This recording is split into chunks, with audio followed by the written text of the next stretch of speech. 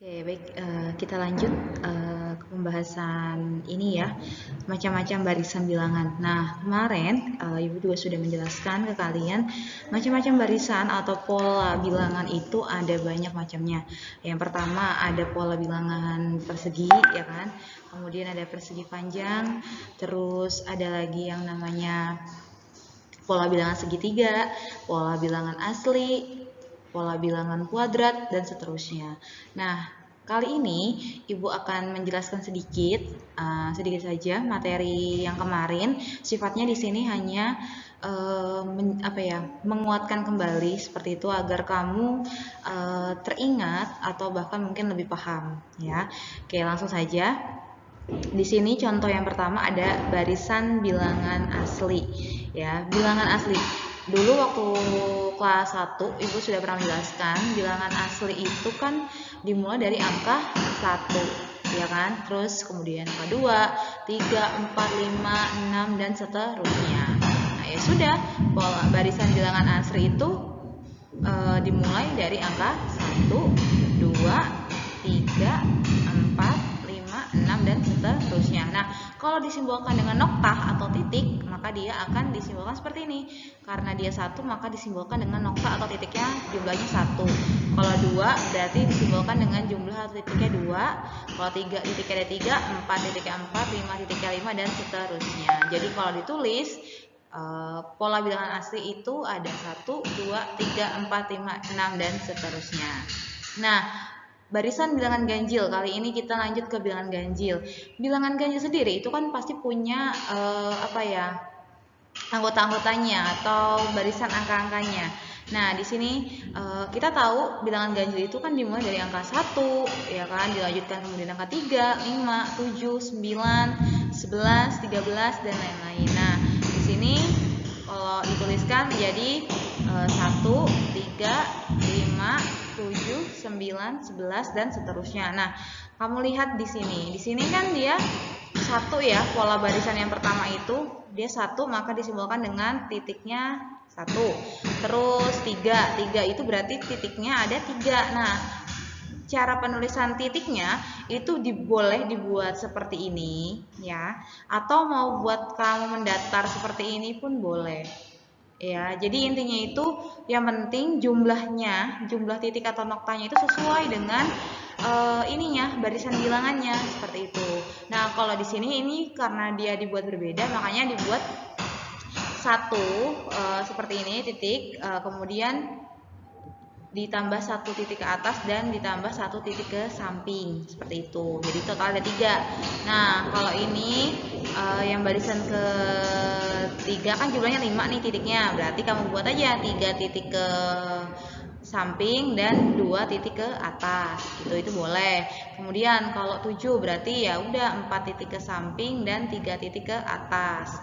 Kalau 9 berarti ya 5 titik ke samping dan 4 titik ke atas. 11 berarti ya 6 yang ke atasnya 5. Nah, selanjutnya nih, di sini kan 11 nih. Kalau misalnya disuruh meneruskan berapa bilangan ganjil setelah dari 11, otomatis kan pasti kita tahu jawabannya kan 13 ya kan. Nah, 13 di sini kalau disimbolkan dengan noktah, ngikutin yang sebelumnya, berarti yang ke samping tadi kan terakhir ini ada 6, berarti ya udah kamu bikin aja. Yang di sini berarti ada 7. 1 2 3 4 ya kan? 5, 6 dan 7. Mohon maaf ya agak miring sedikit nggak apa-apa. Nah, yang ke atasnya berapa? Biar jadi 13 ya. Udah, berarti yang ke atasnya tinggal tambahin 6 aja. 1 2 3 4 5 dan 6 gitu. Nah, terusnya berarti di sini ada 15. 15 ya kamu buat sendiri aja. Jadi kan ada berapa, ke atas juga ada berapa. Gitu ya. Baik, kita lanjutkan sedikit ya. Nggak apa-apa meskipun ada suara-suara ya, anggap aja tambahan background seperti itu ya. Oke, lanjut. Sekarang tadi kan bilangan ganjil ya kan. Nah, sekarang barisan bilangan genap atau pola barisan dari bilangan genap. Nah, bilangan genap itu kan dimulai dari angka 2, 4, 6, 8, 10, 12, 14, 16, seterusnya ya kan. Nah, Sekarang coba kita lihat atau kita buat simbol atau noktahnya atau titiknya seperti itu. Bagaimana cara membuatnya? Apakah sama dengan barisan bilangan ganjil atau berbeda? Oke. Baik. Bilangan genap itu kan dimulai dari angka 2, ya kan? Nah, ya udah, berarti kamu tulis aja di sini misalkan angka 2, ya kan? Kemudian angka 4 di sini, kemudian 6, 8, 10 dan 12 misalkan nih ya di contohnya. Nah, 2 kemudian misalkan kalau disimbolkan dengan noktah atau titik, misalkan nih dituliskannya atau dibuat gambarnya ke atas seperti itu noktahnya, boleh 1, 2 gitu. Nah, terus yang 4 itu kan dia hasil pertambahan dari 2 tambah 2, ya enggak? Nah, ya udah tinggal aja tambahin. Tadi kan ini 2 yang tadi nih awal. Tambahin lagi aja 2. Dapat jadi 4. Kemudian yang 6 kamu tambahin aja 2, terus tambahin 2, ya kan, yang tadi ini tambahin 2 yang baru. Nah, terus 8, 2, 2, 2, 2 dan seterusnya, ya kan. Nah, sampai yang si 12 ini berarti kan 2 tambahin 2 lagi, tambahin 2, 2, 2, 2 sampai jumlahnya ada 12. Nah, kalau disuruh melanjutkan barisan bilangan genap habis angka 12 itu kan 14, ya kan? 14. Berarti kalau dibuat noktah itu ya 1, ya kan? 2, 3, 4, 5, 6, 7, 8, ya kan, 9, 10, terus 11, 12, yang tadi nih 11, 12 dari yang sini, tambahin yang baru 2, 1, 2, totalnya ada 14. Kalau 16 sama, kamu buat 14 dulu dari yang seperti yang ini tadi, tambahin 2 yang baru, jadi totalnya ada 16, gitu ya. Nah, sekarang lanjut ke apa nih? Barisan bilangan segitiga.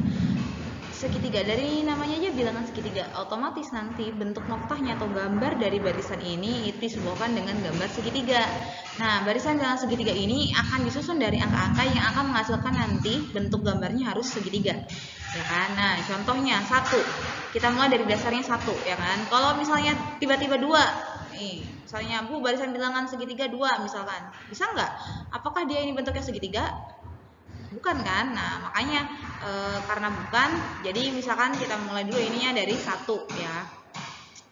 Kemudian kita mulai dari 1, lanjut misalkan 3. Nah, 3 di sini ternyata dia ketika dibuat noktah atau disusun itu bisa membuat atau membentuk gambar segitiga, ya kan? Nah, ya sudah, lanjut lagi misalkan berapa? 5 itu bisa nggak kalau disusun jadi segitiga? Kalau nggak bisa, ya berarti dia bukan bilangan dari segitiga itu sendiri. Nah, kalau 6 tuh ternyata bisa nih. 3, terus 2 di atasnya, 1, 3, 2, 5 tambah 1, 6, pas. Terus 10 juga ternyata bisa membuat barisan bilangan segitiga. 4, 3, 2, 1, ya kan? 15, 5, 4, 3, 2, 1. Nah, lanjut. Habis 15 berarti berapa nih? Kira-kira aja coba. Apakah 20, apakah 25 atau berapa? Tadi kan di sini nih, lihat. Di sini itu kan paling bawah titiknya ada 5. Berarti otomatis yang sekarang titiknya paling bawah ada 6. 1, 2, 3, ya kan? 4. Jadi ini saya kasih tahu ya, alternatif kamu kalau kamu nggak tahu suku berikutnya atau bilangan berikutnya itu berapa, kamu buat gambarnya, kamu ikutin gambar sebelumnya. Di sini kan tadi titiknya paling bawah ada 5, berarti yang baru itu titiknya kamu tambah 1, 6 tuh, 2, 3, 4, 5, 6. Terus otomatis kalau karena segitiga itu semakin ke atas itu dia semakin kecil atau semakin berkurang 1 angkanya, ya sudah nih tambah lagi 1, tambahin lagi, ya kan? Nah, yang bawah 6, 5, yang atasnya otomatis 4 kan? 2, 3, 4. Atasnya 4 berarti di sini ada 3, ya kan? Terus atasnya 3, di sini ada 2 dan paling atas sendiri puncaknya 1. Gitu. Nah, totalnya ada berapa? Tadi paling bawah ini 6, ya kan? Terus yang ini 5. Kemudian ini 4, ini 3, ini 2 dan ini 1. Kamu tambahin aja 1, 2, 3, 3 tambah 3 6, tambah 4 10, tambah 5 15, tambah 6 berapa? 21. Berarti suku berikutnya atau barisan bilangan selanjutnya setelah 15 yang bisa membuat gambar segitiga adalah 21. Gitu. Dan seterusnya, itu bisa kamu cari sendiri.